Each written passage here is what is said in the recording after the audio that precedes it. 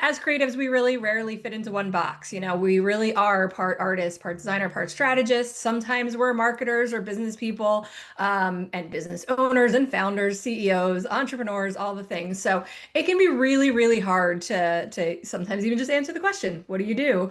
Um, so in this roundtable, we're going to take time to explore how we define ourselves professionally and how those titles shape our confidence and the value and how others see our work. We can chat about the tension that we've all felt and seen between fine art and design, the pressure to choose one identity, and the ways we unintentionally undervalue ourselves and how the titles we claim influence our selves and our opportunities. So please feel free to introduce yourself in the chat. We have a great turnout tonight, so I'm so excited to welcome everybody and be connected with all of you. Drop your name, your RISD graduation year and department, and where you're located, or whatever else you'd like to share with the group in the chat if you'd like. It's a great way to connect with others. So real quick, as all of you are doing that, before we dive in, I want to share a quick overview of how today's conversation will flow. Our panelists, so there's four co-chairs for the RISD Women in Business group, myself, Yao Cheng, Rebecca Ruth, and Constance Victory Small. They're all going to introduce themselves in a minute too. And each of them have prepared some thoughts and insights that they'll be sharing throughout the discussion.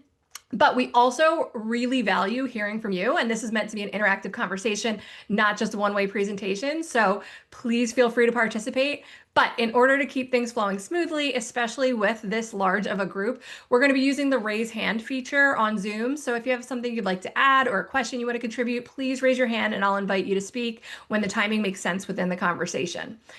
These guidelines are simply here to ensure that everyone has the opportunity to participate respectfully so that our panelists can share their perspectives, no one gets interrupted, and the conversation stays focused and meaningful for the group as a whole.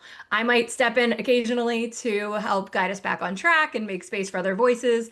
So I appreciate your flexibility and understanding. Additionally, as you may have heard, the recording was just turned on. We are going to be recording tonight's conversation to share it with the community on RISD alumni and friends, the network that RISD has put together for all of us to connect. So please be aware that if you participate, this conversation will be posted on that network and will be shared. With that, thanks for being here. Let's dive in. So, why don't we start with some introductions? I will go first since I've been rambling on and taking your attention here for a couple minutes. So I am Erin Cantwell. I am one of the co-chairs of RISD Women in Business. We are a RISD Affinity alumni group. As I mentioned, we love to host events throughout the year. We try and get at least one in per quarter. And we're trying to mix them in, doing in person and virtually. And we invite everyone, all of you and any students, alumni, to be part of this network and join us as we support each other as women, as creatives in business, and navigating our careers. So a little bit about me. I am Erin Cantwell. I graduated in 2008 from graphic design. I left RISD, went to New York, landed my dream job, and worked as a designer in a branding and design firm there. While I was there, I got to peek behind the scenes. It was boutique, it was small, so we all got to wear all the hats, play all the roles, and I found that I absolutely fell in love with the strategy side, the business strategy side, and figuring out how to make a creative business work and be profitable and sustainable, allowing us to make a real living with our skills and talents and passions. So that is what I do now. I run my own business, Erin Cantwell Co., where I partner with creatives as either their business coach, their strategist, or their outsourced COO, where I actually get in and help run their businesses. And that is what makes my heart happy because I love making helping creatives find a way to share their passions with the world because I really do think it makes the world a better place. So, Yao, would you like to introduce yourself? Yeah, I'd love to. Hi, everyone. Great turnout tonight. So thank you for everybody and happy 2026. I can't believe it's 2026. Okay, so I am Yao. I am a watercolor artist and designer here in Columbus, Ohio. I say I'm a watercolor artist, but I actually am starting to also work into gouache. So I think I mainly work in watercolor, but it's all rooted in my painting. So I create artworks that I sell as products, both in my shop and also wholesale and other marketplaces. And then I also collaborate, I do licensing, commission projects with larger brands and retail, just to broaden the way that my art can be shared with the world. So, yeah, I graduated from RISD in '09, BFA in textiles.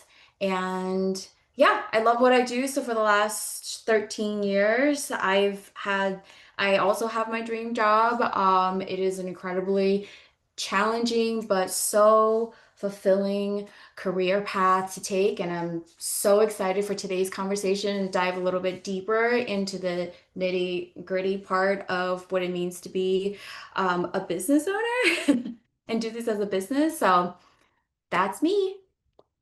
Rebecca, you want to go? Sure.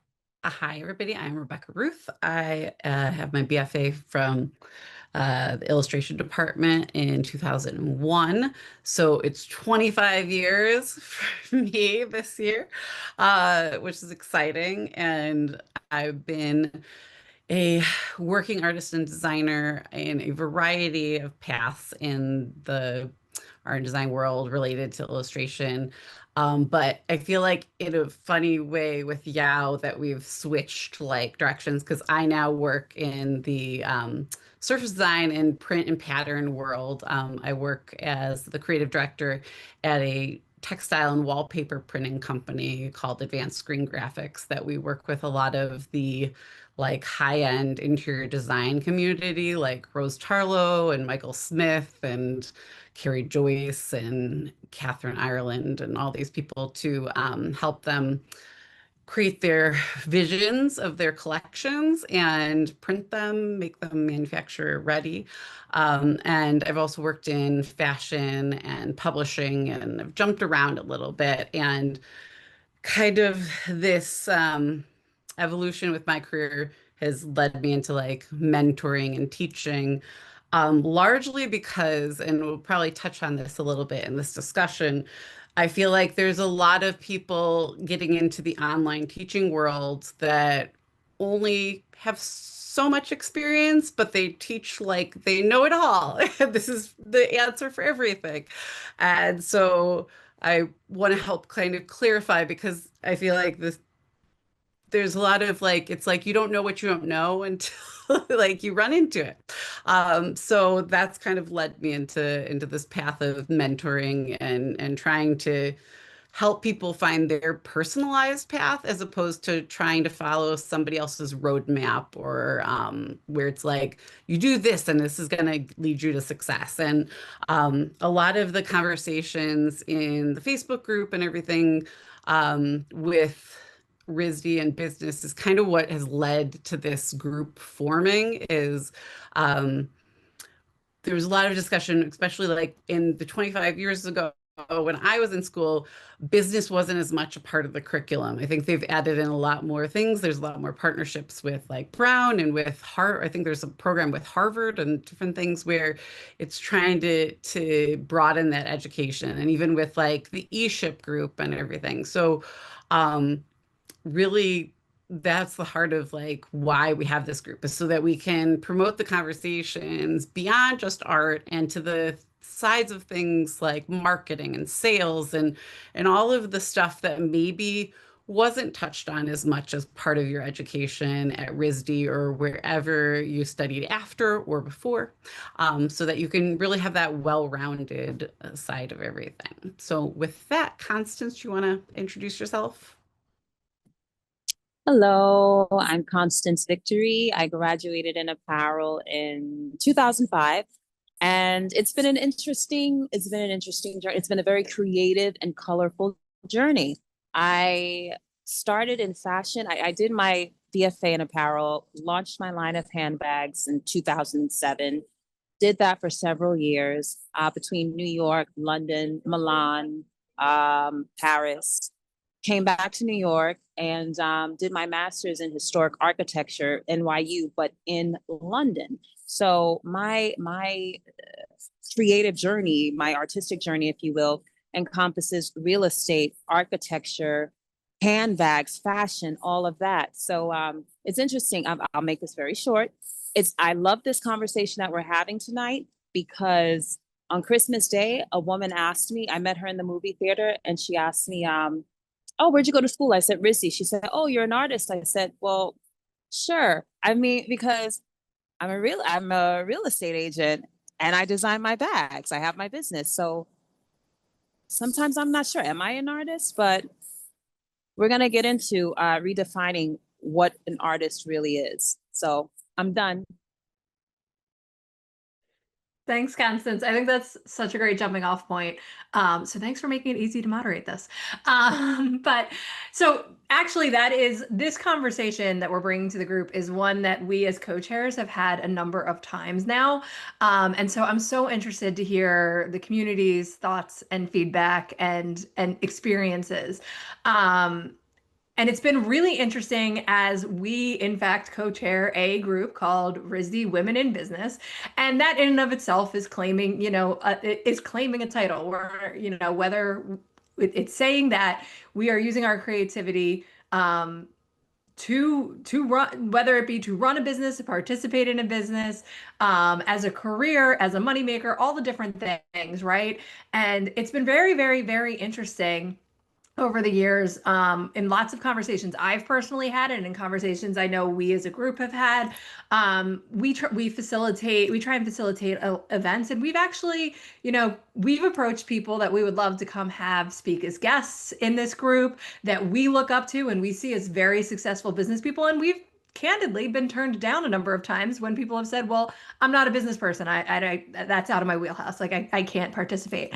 And it's always shocking to me because it's people that are successfully running companies and making big moves in the creative world, whether, across all different industries, and have been successful for years and years and years. And so, we personally, as co-chairs, have gotten to discuss this a number of times where we say, what is it that stops people from feeling comfortable claiming the title of someone in business or CEO or artist, or designer or whatever it may be.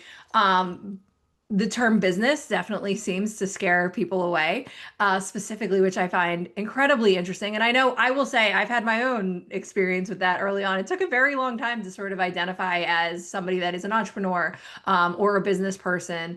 And I do think a lot of that is rooted in the training that I personally had in the early 2000s.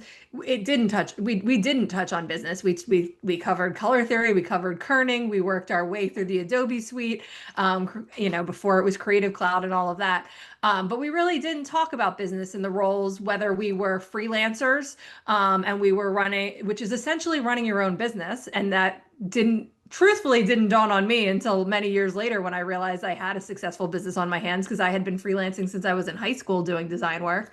And so I'd love to hear and share thoughts, and experiences, and with everyone here around how we really identify ourselves and the titles we claim and what we struggle with, and have a really genuine, open conversation to share our experiences and peel back the onion somewhat on this surprisingly loaded topic. Because I do think, and I have seen, and I've had a couple of really powerful conversations recently, which we'll get into as well, about how not only do the titles and the words we use to describe ourselves affect how we show up, but it affects, the opportunities we have and how people view us, how seriously they take us and our work. And so I do think it's a really interesting thing. Language is powerful, and identities obviously are super important. So I'm so excited to dive in today, and really chat about all of this. So I would also like this. I'd like to start by saying, like, the conversations I've had recently are from people, a number of them are RISD graduates that I keep using this term accidental business. And so if you hear me say it, like and that's what I mean by the freelance. Like I freelanced solidly for a decade and made decent money. But I didn't identify myself. I didn't identify it as a business. I didn't treat it as a real business. And then all of a sudden, I had this design gig going and this whole thing. And so I think that that happens to us a lot as creatives. I think we end up with these accidental businesses. And I think that that is a core. I think that's at the root. I think that's part of the root of this, along with many other things, imposter syndrome and the like. But I'd love to sort of dive in. I know, Rebecca, we've chatted about this and you've been part of some of these conversations. So if you could share some of your experience on this and sort of your views as you've moved through, because your career and the way you've positioned yourself in the past couple of years really has evolved. And I know that the titles and things you've been going by have evolved as well. Yeah, it starts to get confusing. Like, what do I call myself? Thousand But I percent. think at the point of like, and this is a big foundation of why this group was started was like, I think there's so many like of all the graduates that go through RISD, there's like a certain percent that start their own business of some in some way or freelance, whatever. And I think it was like 50 some percent or like more like a lot, very large part were women. And so that's why we were like, because I think starting your own business and freedom and people wanting to have families and things like that. And I think one of the things that like I heard as someone talking to a kid, um, like instead of framing the talking point as like, what do you want to do when you grow up? It's like maybe instead thinking about like, who do you want to be when you grow up? Like what, like you're more than just one thing. You're going to be this whole encompassing person. So like that's where, a lot of women are caregivers. They want to have families. They want to be like at home with kids, but also have their own passions. And so thinking about like you in a sphere beyond just like the job title, I think sometimes is an interesting kind of perspective to think about. And I think even like Erin, I think you gave an example with a conversation we had once where um, you were mentioning to people like between like what you did, and you told some people you were a coach, and some people you told you were a strategist, and like the reaction you got to the strategist was very different from the coach, and so I think that's where like we have to think of like words having power, and so I too was like a freelancer for like 15 years before taking this creative director role.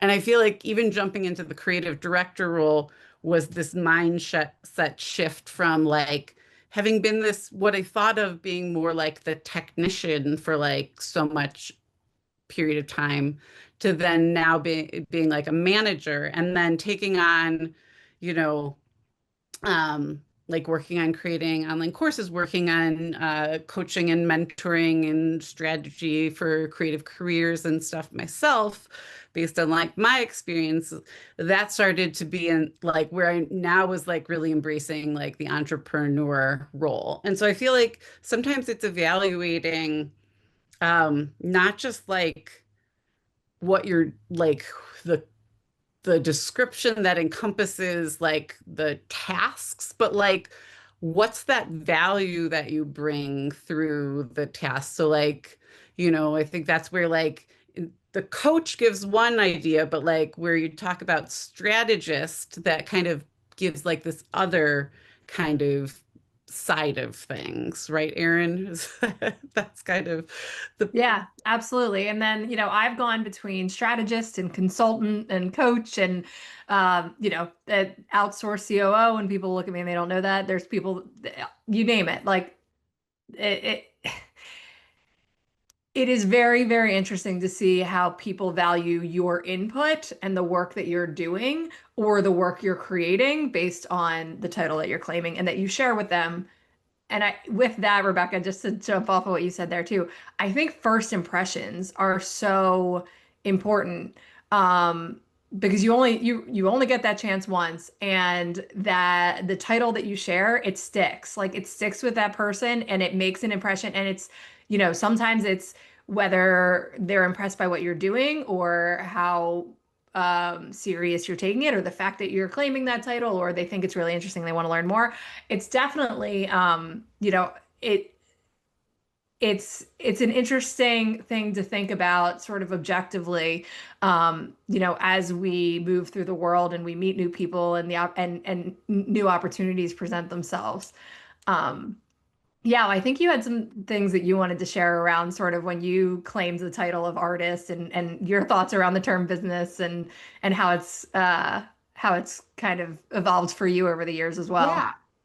Yeah, I was just gonna say what you were talking about sounds like an elevator pitch. And that was definitely something that I was not trained in at RISD. I didn't understand what an elevator pitch was. I didn't think it applied to me, no matter what kind of art career I decided to have in the real world after school. And so now I suppose I have a two-sentence elevator pitch, but that's only after like lobbing on for like an entire paragraph about what I do. And people are like, I don't actually know. And I'm like, I can't tell you. It's such a visual thing. I don't know how to say it in words.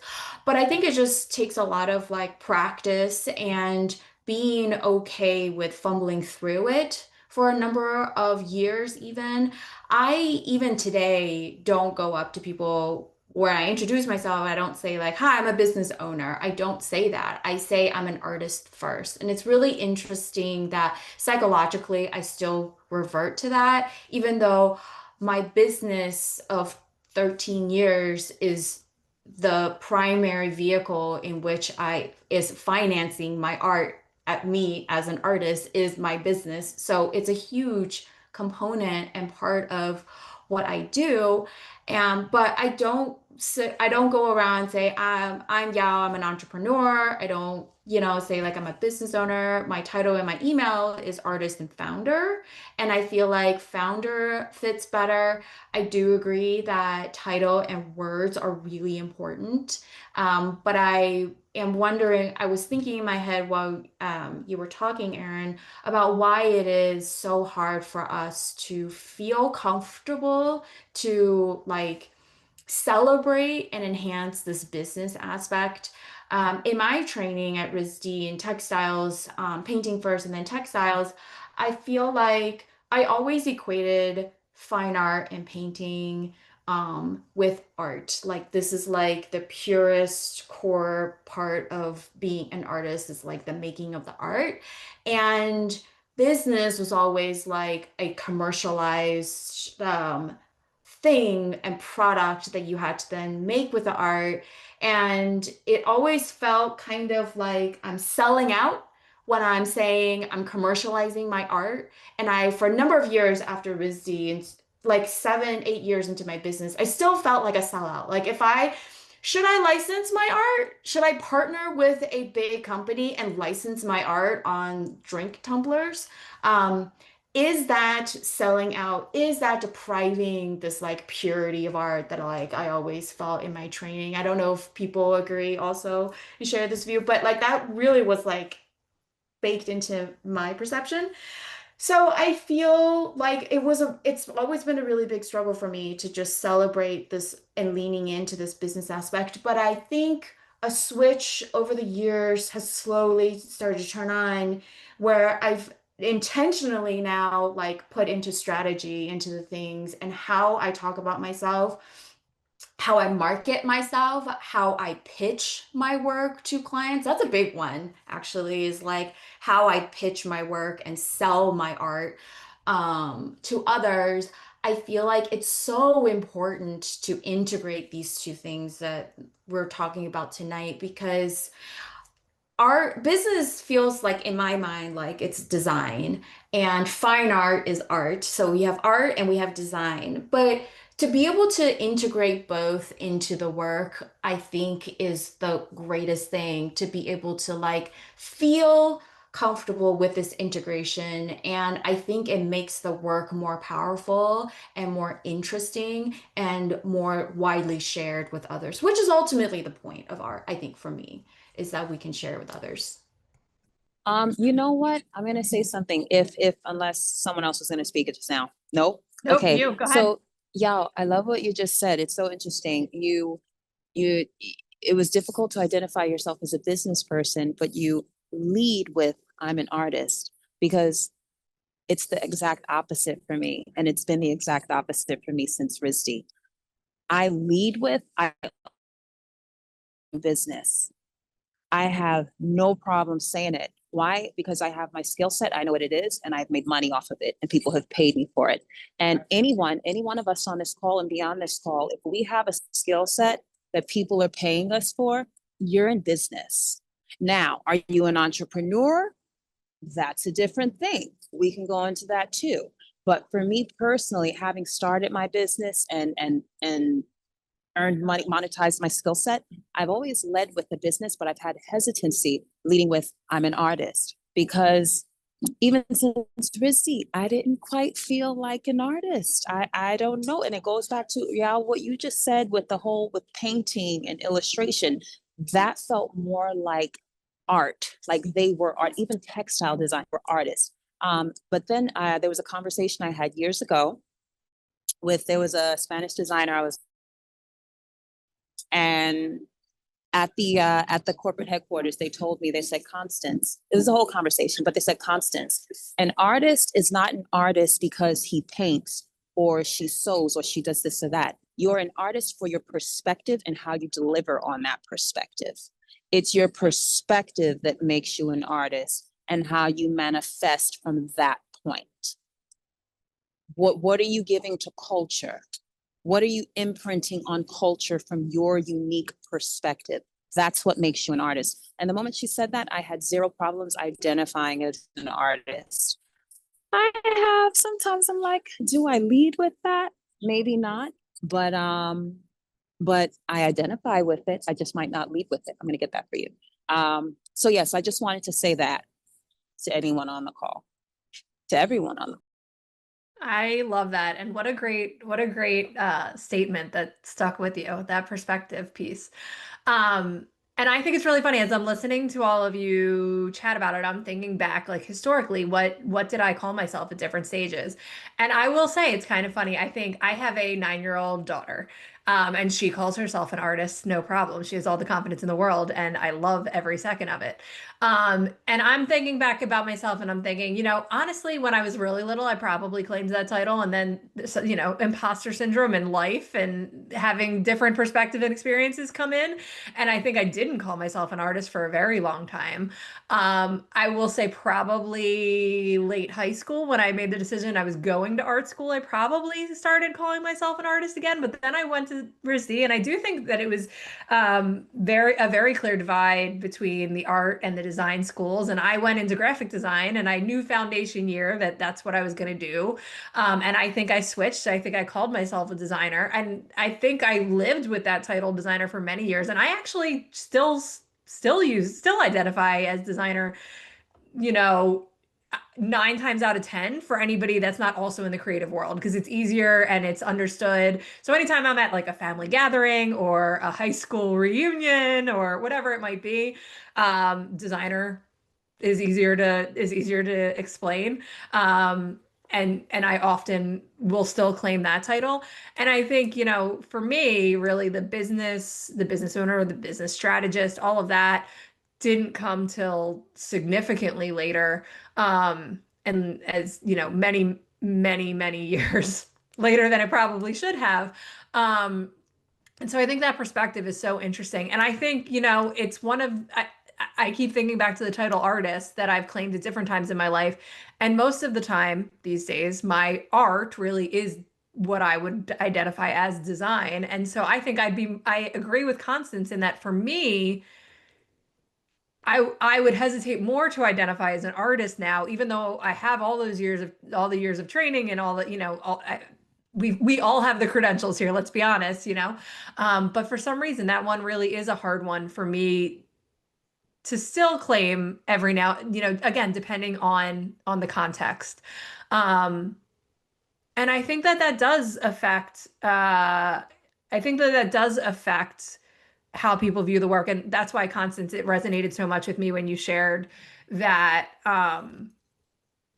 because somebody, not only were you interacting with somebody, but they identified that you were struggling with calling yourself an artist, and they clearly had a perspective and a view of you that allowed them to feel that they should speak up and validate that, and give you that reassurance. Because I think it is, again, the titles that we claim and the way we identify are super powerful, and giving you the permission to claim that, I think was a really great move on their behalf.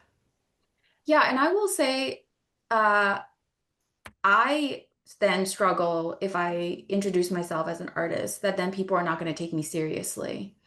They're going to either think that I'm a crafter, which is a little bit different in my mind. I make that distinction.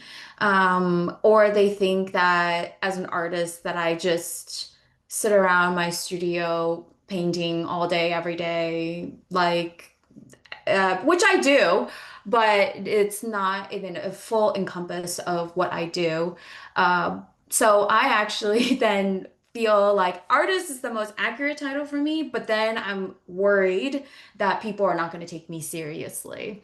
So then what I do is then I feel like I have to balance that out with, well, I sell my work, I partner with these people, I have all these credentials. And I don't know if that's the right or wrong way to do it, but that is kind of like the balance and the struggle that I have. I Yeah. think, yeah, what you said with the like those distinctions, I feel like it reminds me of when I went to RISD. I'm originally from Indiana. I feel like when I would tell people I'm from Indiana, it would evoke this like I grew up in the middle of cornfields. But I grew up near Chicago, like of the suburbs of Chicago. I was closer to Chicago than like Indianapolis or whatever. I was a very different, like, but I think that's like what you're basically saying is that, like, it evokes an image of what people think that is, even though that's not like, or if you say like you're an artist, people think like, well, you just do gallery work, or like that's how you make a living, or that you're like trying to make a statement with your work, or whatever. Like it puts some kind of vision in without like necessarily telling the full story. And I think that's really a key point there. And I just want to say, like, that's why, Rebecca, like you said, that's why I think it's so important for us to have this conversation tonight, but also to integrate the two, because I think they're both wonderful, wonderful things. And together, I think it makes us even, our work even better as artists, as creatives, designers, thinkers. Like, I think we need to feel more comfortable with this business aspect, because then I think people can have a a broader perception of what art is. And to me, art is around us every day. It is very much a business because it's in the plates that we use, it's in the shoes that we wear, it's everywhere. And I just think people are not, most people are not aware of that, but it is, all of it is creativity. So. Yeah, and I think just to kind of follow up on the point that you and Rebecca are both making here, I do think that part of this struggle that we all have with identifying and the titles that we're using and sharing with other people in these contexts is what we're assuming are people's preconceived notions of them, which are probably sometimes very accurate and sometimes we're probably off base. But there is a picture that people have in their head of an artist and what they do all day, or of a designer and how they present themselves in the world, and of a business owner, right? All these different things. Like, I will tell you, I mean, I've shared it here before, but I'll share it again because it really was one of like the formative experiences I had and informs a lot of the way I talk about and think about this stuff. When I decided to go to RISD, I was in high school. And I was in chemistry class, and we were having a conversation. It was like that week that everybody decided the schools they were going to and made those commitments. And so that was like the chatter, right? And we were sitting in chemistry class, and I shared that I was going to RISD, and I was beside myself excited. And the boy sitting in front of me I will not name him. I can still picture him. I know his full name, the whole thing, because he made that much of an impression on me. He turned around and he said to me, why would you go to art school? You're going to end up living in a box. Don't worry, I'll throw $1 in every time I walk past. And like, it cut me to my core. And it is something that I still think about on a somewhat regular basis. And that was like 25 years ago, right? So like, it's, it's he was reacting to this impression that people have of art school or had then, and I do hope it's getting better. I don't know for sure. And the starving artist stereotype that sort of is very, very prevalent still to this day. And, for that reason, I will say that interaction that I had is part of the reason I actually stopped using the word artist for a little while, because it was so much of it took such an impact on me. And so, I do think that the our understanding of people's understanding and impressions of these terms definitely informs it. And I think, I hope I'm the only one with an experience like that here. I would doubt if I am.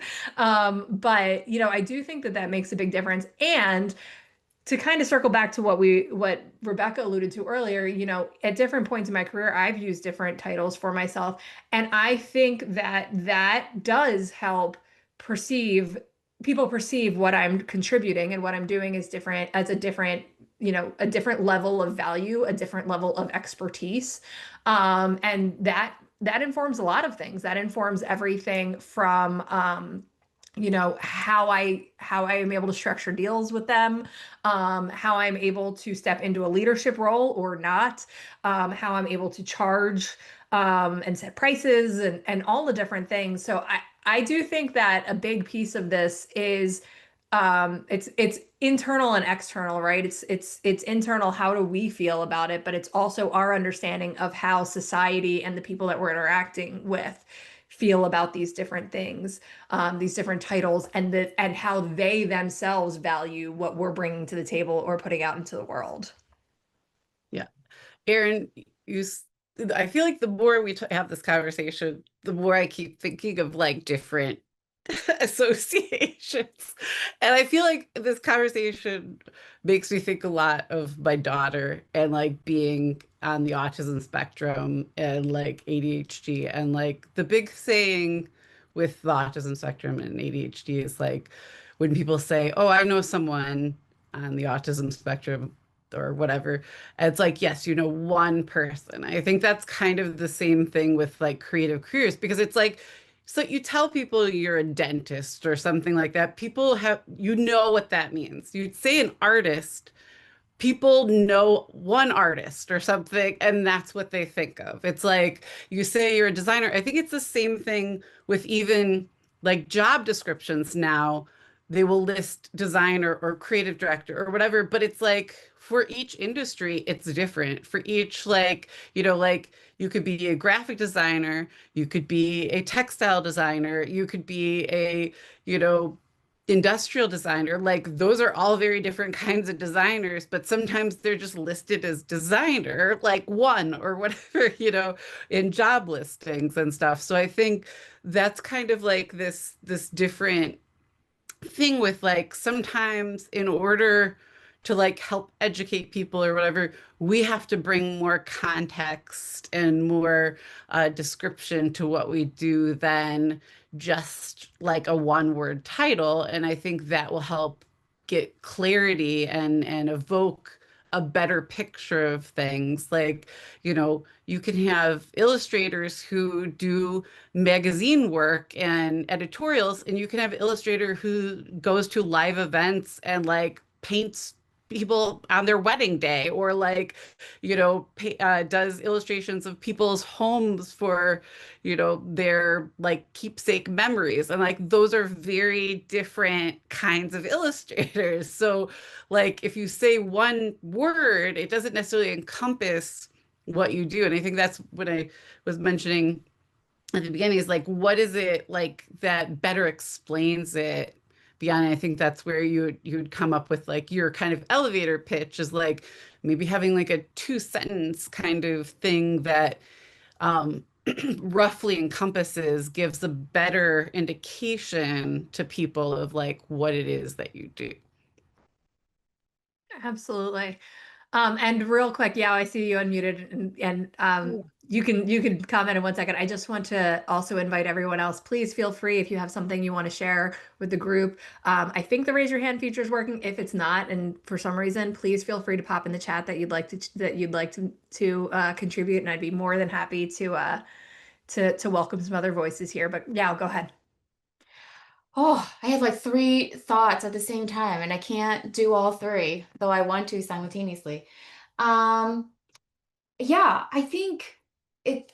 So, Erin, you were talking at the beginning. Okay, so the point of today's conversation is really about dispelling like this like thing that we have, this pink elephant of like the business, right? And I think that then you were talking about an accidental business, and that made me think back to like how I started my business.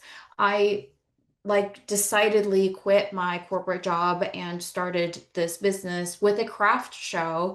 And I felt like for years I was in this business. It was like the full-time thing that I was doing and committed to, but I still felt like it was like an accidental business. I felt like more of a crafter than an actual business owner. I was like, I don't really know like what people like, how to sell things, how to price things, what's wholesale price versus retail price, like how do I do accounting and taxes? And like, I was learning all of these things, and I didn't have a lot of confidence about how to talk about my work, how to sell my work, how to strategize, all of that. And I think it just took a lot of years of trying different things and fumbling. And I think it's so important to say that like you may not have the perfect elevator pitch. You may not for 5 years know exactly how to describe what you do. And by then, like it will have changed. And it's okay to, like fumble your way through it. But that's how you'll figure it out. And what business has taught me over the last 13 years is to not be afraid to admit that I don't know something. I didn't know how to use Excel when I graduated RISD. I had to teach myself Excel. Love the software, but I didn't know how to use it. I think being a business owner, moving through, transitioning from like a crafter who like sold at craft shows, which is nothing wrong with that, but like ultimately what I wanted, my trajectory of what I wanted to build, how I wanted to build my business, moving into a business, hiring a full-time assistant, having a studio, doing licensing, collaborations, all of that. Business has taught me to be okay with admitting what I don't know and then learning it. I think that has helped me the most in feeling more confident in being a business owner and that this is what I do and this is my livelihood. I love that so much. We're all figuring it out and we're all evolving. And I do think that's part of where this tension comes from. Ariella, you wanted to contribute something to the conversation? Yeah, hi. Sorry, I didn't know how to raise my hand on the with the buttons, but I'm an artist and industrial designer. I think this is a super interesting conversation, and it's nice to hear like a lot of people are thinking about these things. For me, the whole artist or designer identity was more of probably like an ego dilemma at first. Like I would get offended if, someone introduced me and said like, "Oh, she has a company." I'm like, "No, I don't have a company. I have like a studio." Like things like even though I make money out of the work that comes from my studio. Um, but now that that's kind of I'm like over that. I've realized it's more about the opportunities that are presented. And it really, like sometimes when people ask me like, oh, but like how do you define your practice? It's literally like depends who asks. Because to me, it's like, okay, what do I want? I mean, not that everything is given like transactional, but like what do I want out of this person? Like if I go to a friend's opening and I meet the curator, like I'm gonna say I'm an artist because I have work I would love to show. But if I meet like a buyer or like a store owner, I'll say like I'm an industrial designer because I have products that I produce and I believe in and I want to sell in stores. So the it's more of like an opportunities thing, and I felt like it's a bit of a dance, and I have seen myself sometimes lose out of certain opportunities. Like for example, a group show. And then I talked to the person, and they're like, "Oh, I had no idea you paint." I thought because they know me for my design work. Um, I don't know if people have like thoughts or comments on that. I guess it's always like a dance, but that's my experience. Yeah, absolutely. Like I think we've used the term here in these conversations before to say like as a multi-passionate creative, like which how do you like how do you encapsulate all of that in a title or in a short, as Yao, put it, elevator pitch or but I agree. I do think that I agree, Ariella. I do think that that it matters who you're talking to, that context does matter, and thinking through, again, not that everything's transactional, but I do think, and Constance is really good at talking about this, as understanding your network and how you can continue to grow your network, and understanding how to make really, really um, solid relationships that are not necessarily transactional. They're real human relationships, but they allow you to sort of complement each other and grow and help each other and present, and they can bring about many different opportunities. So I do think it is always very interesting and in many ways important to think about who you're talking to when you when you choose how you're going to present yourself. Christy, you have something you wanted to contribute to the conversation?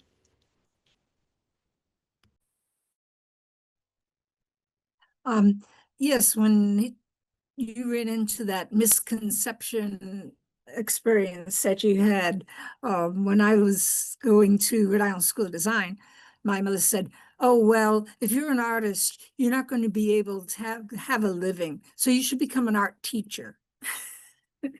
Later in life, I discovered that becoming an art teacher was not an easy thing to do.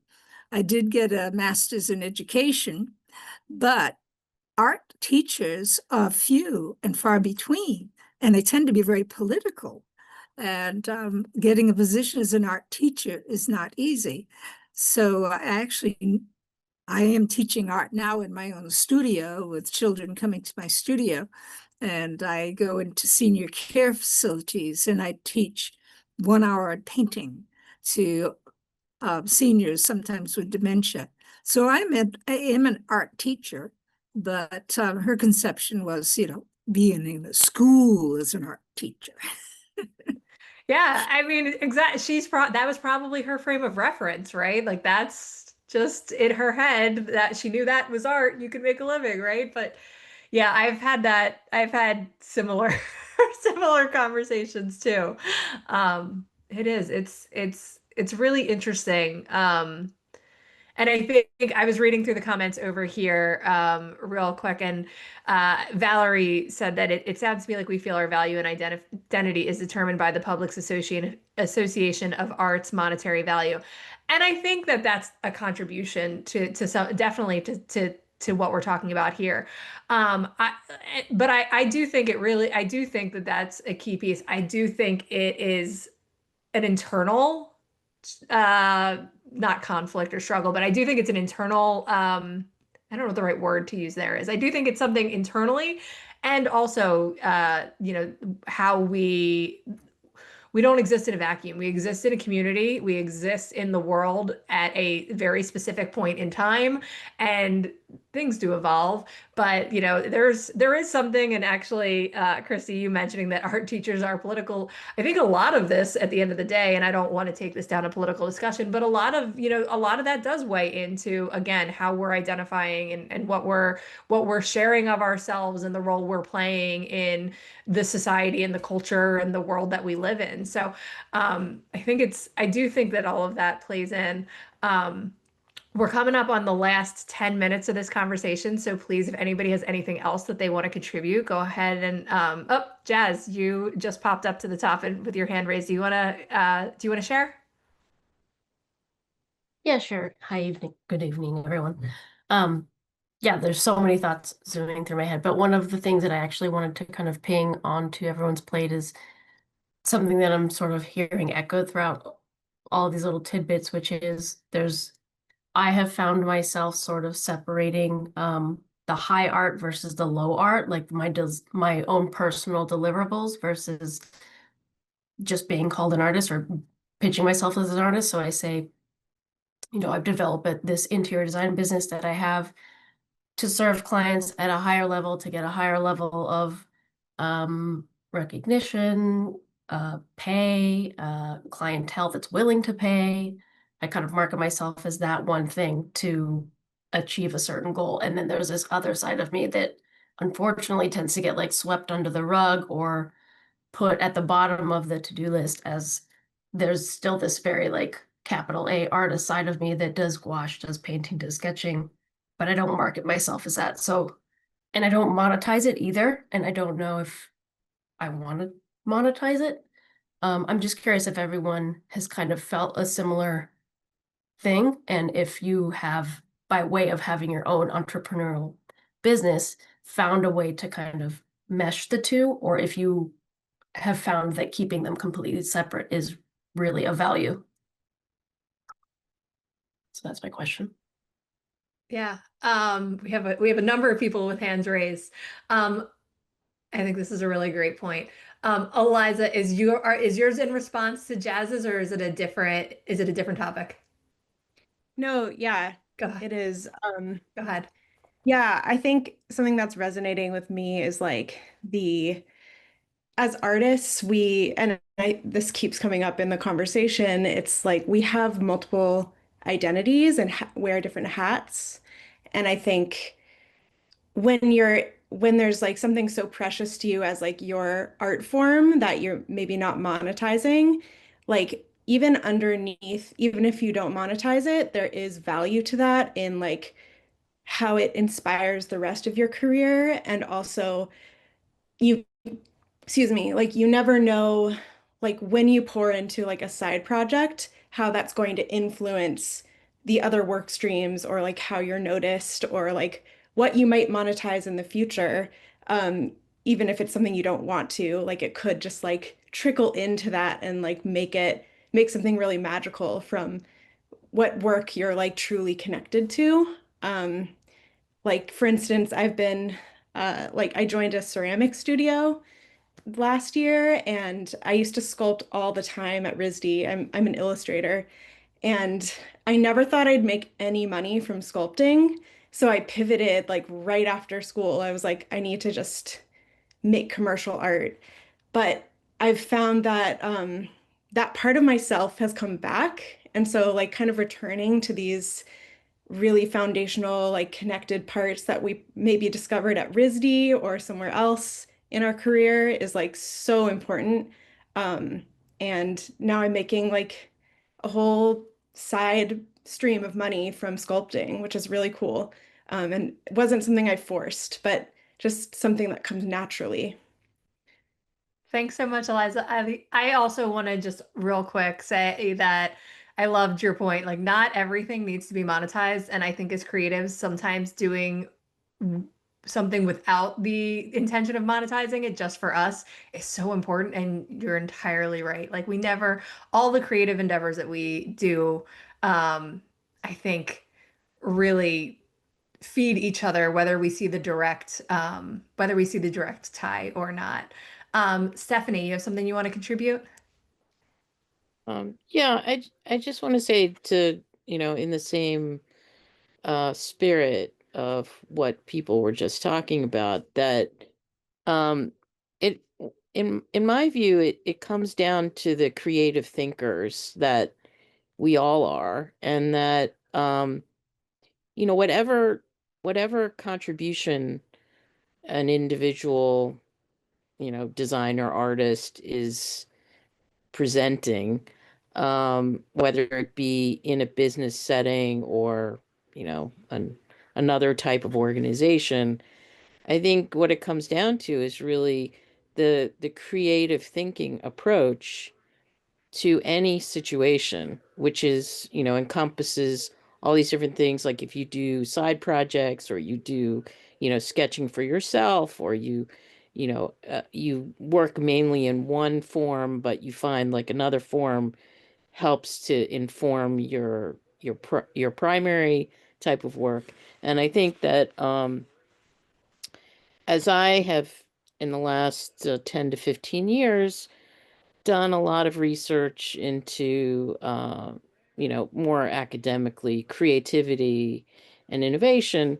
Obviously, artists and designers rise to the top of that as being, the most adept at making those kind of contributions. And I think we sell ourselves short because we need to present that part of ourselves primarily to other professional people because they don't necessarily see that as their primary mode of operation. Does that make sense? Yeah, absolutely. Absolutely. And I do think, again, I think depending on the context and the opportunities at hand, I think we do sell ourselves short often and I will say as creatives, we are, I think, natural entrepreneurs. We are natural creative problem solvers. We think about things differently, we approach things differently. And I do think that it can be but it can be very hard to sort of make that leap. As an identity and as understanding the role that we play sometimes in certain situations. So I think that's a great point. We are at 7:58, so we are running out of time here. And this has been such an amazing conversation, and thank you everyone for contributing and participating.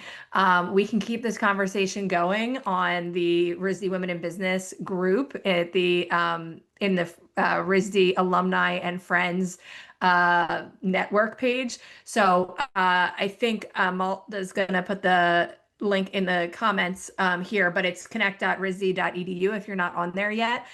Please go join. I know it's not something that we've been super active on, but I definitely think, especially for conversations like this that are so important, it's a great place for that. And I would love to get, a thread going and chat continue this conversation in there. Thank you so much for joining us at RISD Women in Business. It's been at the end of a long day here. Sorry, I'm getting tongue-tied. So thank you so much for joining us today. We, again, love to host these events. I believe our next one coming up is on March 10th. And we're going to talk about navigating our creativity in uncertain times. And I'm really looking forward to that conversation as well. So I hope to see you all there. Thank you so much to my co-chairs, to RISD, for hosting us here. And thank you all so much for participating in such an amazing conversation.